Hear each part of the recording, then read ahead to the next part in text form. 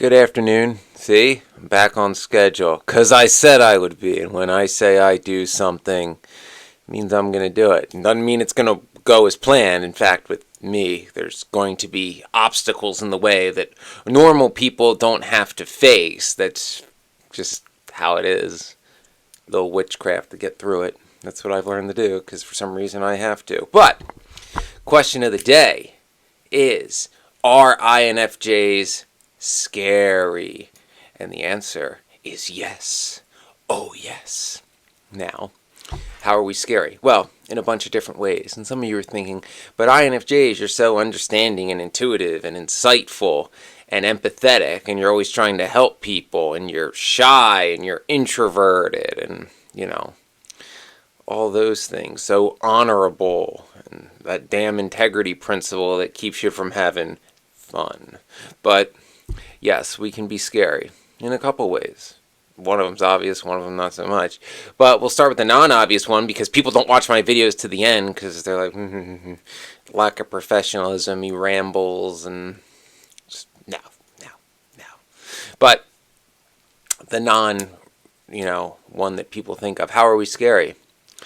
Well, we can scare people by going too deep, too fast. The INFJs, we don't open up all that often. We're very selective of the people that we let in, or the people that we show, genuine emotion for, or any kind of vulnerability. Not empathy, like, oh, you have problem, this is your problem, this is how you fix problem, kind of thing. But like, someone that you see as someone as a presence in your life more than just short term. Very selective INFJs we be. That was very Yoda-ish. But, so, when we do, because we vet people subconsciously through our intuition without knowing it, and we notice patterns without knowing it, and we, have patterns of behavior to shut people down without knowing it. But, on those rare occasions where, somebody meets our seemingly ridiculous standards, then the idealism part of our brain kicks in. And as INFJs, as idealists, we're very forward thinking. We don't live in the here and now. We always project into the future, like, I have this information now. What does this mean? How can I extrapolate this further and further and further and further until I can seemingly see what possible end games the end game is long term. And long term doesn't necessarily mean forever, but it's, more than just like in the moment. Like, why, otherwise it's like, if an INFJ can't see a good reason for it, it's like, well, then why would I do this? Why would I waste this time in the short term? Especially when opening up to people. It's like, short term bring pain. Can I trust this person? And the answer is usually no, because we are notorious for our trust issues, and it's taken to a whole new level if you are an INFJ with a history of narcissistic abuse, like me. But it can be scary for the person on the other end of it, because, well, we read people. It's what we do. We can see things in people that they don't necessarily want us to see. And INFJs are often well-meaning. If this is somebody that the INFJ wants to let in, wants to get to know everything about, then, we see that in people, and we bring it up as a way to let them know that it doesn't bother us, and they don't have to hide it from us, and they can be who they really are. People don't always see it that way, because, again, our method of thinking is, madness masquerading as intellectualism and intuition, but walking madness nonetheless. So, there's that aspect.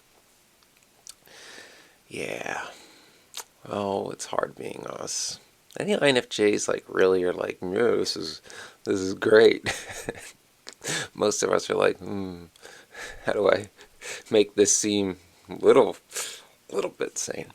So we have that to deal with, and that can scare the living hell out of people, because we get caught up, when an INFJ feels an emotional connection, again, as rare as it is, we get caught up in that. It's like the greatest high ever, and we'll extrapolate that to its logical conclusion, and that can scare people, because well, our intuition usually is right, or potentially is right in this case, but they're like, why is this person, like, it's like, that adds up, but how did they come to that conclusion already? Like, what's going on? This is scary as hell, kind of thing. So people in general don't get it taken back when an INFJ gets, caught up in an emotional connection and the intuition goes into overdrive, and it's like, hey, I noticed this, and this, and that's rare. And that's awesome. The person's like, how did they see all that? Like, how did they get all of that out of the little bit of information I gave them? It's like, am I right? Am I right? Am I right? That's the INFJ. Am I right? Am I right? I know I'm right. I'm right. Tell me I'm right. It's like, see, I can see things. And people don't always want stuff like that revealed. Plus, people open up to us easily, too.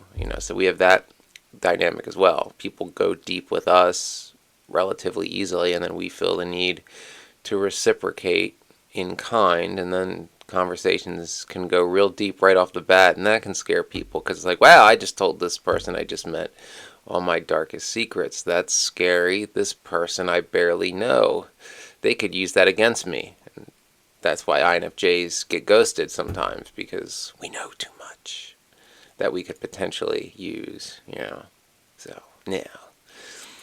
But it is something, INFJs, you have to be aware of, is that, if you are getting to know someone whom you like, you gotta reel that intuition in, because it could scare people, especially if, like, you're the kind of INFJ like I am, where it's like you've actually worked on your intuition to learn to trust it, to make it stronger. Yeah, maybe don't lead with how much you can see in that person that they may not want you to know just yet. So, yeah. Stop extrapolating into the future. I'm going to tell you to try to live in the moment. I don't know how to, but I'm going to tell you to do it anyway. So, do as I say, not as I do. Boomerism. So, I don't know. Just try to reel it in. Keep it to yourself, damn it. We can be quiet most of the time. I know. And then we have this other paradigm as INFJs where we think our intuition impresses people, because it impresses us, because, we're right 85% of the time, and for a long time, most of us in our younger days doubted our intuition. So when we start trusting it, and we're right, it makes us, feel not completely insane, which is comforting. So then we find it as impressive, and we try to show off our intuition. But it's not, not many people find it impressive, they find it scary. Yeah. So there's that paradigm to watch out for at all times. Be aware of it. Be aware when you're doing it. Be aware of people's reactions, Yeah. And watch the sarcasm when you're using your intuition too. Because if you're making jokes about things you see in people that could be dark, that they may not want you to be able to see, I don't see how that ends well. I don't see how that ends well for you. I've been there. Fortunately, I've learned to deal with that mostly, not do that. So, the other one, of course, is I did a video on it, the INFJ Spotlight, when we can scare people, when we are scaring people because we want to, because some scumbag who needs to be called out is all beating their chest, and they got the mask on and the bravado, and it's like, I see right through that. Okay, let's, come here, Shaggy, let's show them who they really are, kind of thing. But that's fun, and that gets pretty rare as you get older, but it is a useful skill, and you're doing that on purpose, so that's not something you really have to watch out for doing, because you know it when you're doing it. It's not a subconscious thing. It's a deliberate intention, a nuclear weapon, so to speak, that should be used with caution, like all nuclear type weapons. But it is a useful tool, and trust your intuition when you feel the time to do it comes, because there are times where it's justified. It's certainly, it's going to cause a scene, but it's certainly less bad than violence, probably. Who knows? Depends on the situation. All situations are different. You can't broad brush. So yes, INFJs, be aware that we can come across as scary, and sometimes you got to reel it in and be prepared to explain your intuition. Not how it works, I mean like what you're saying and why you're saying it. Yeah, so, because I'm assuming if you're getting worried about scaring somebody, it's not someone you're intending to scare, and your intentions were good and your intentions were pure, and you kind of got, caught up in that moment of connection of feeling similar to somebody and feeling understood. Rare for us, gonna keep mentioning that. And you kind of went overboard with that connection because it's like a rare thing for us, and it feels good. It's like a high, feeling understood and feeling a connection to somebody's an INFJ. We love that, but not many people can do it. So when we find it, it's like, ooh, this is nice and special. And we try to be our best selves. At the same time, we can't be anybody but ourselves. But then we let our guards down, and our intuition comes on too strong. It's a paradox. It's all a paradox. So be aware of that, INFJs.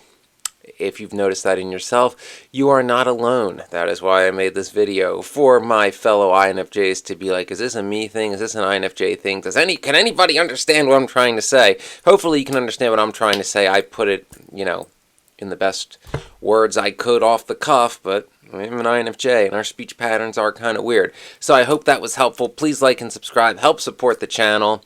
And check out my playlists and older videos and help this channel help more people, because that's why I do it. And, subscribers keep telling me it helps, so I'm going to keep doing it. If you want me to go away, that's not how you get me to go away.